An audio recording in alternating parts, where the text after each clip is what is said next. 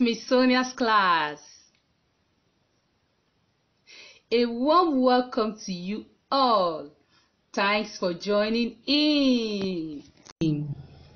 Our topic for today is making the phonic sound of letter R.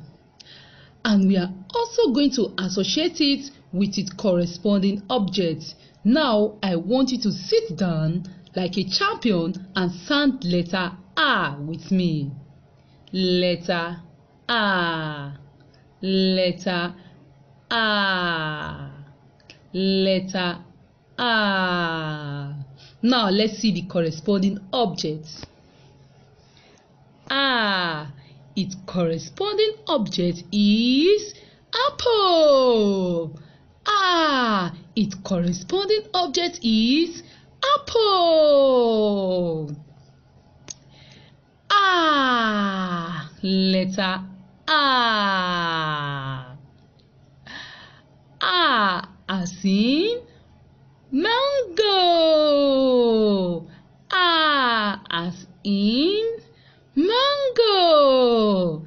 R as in ant. R as in ant. Now, what letter and object is this? Good.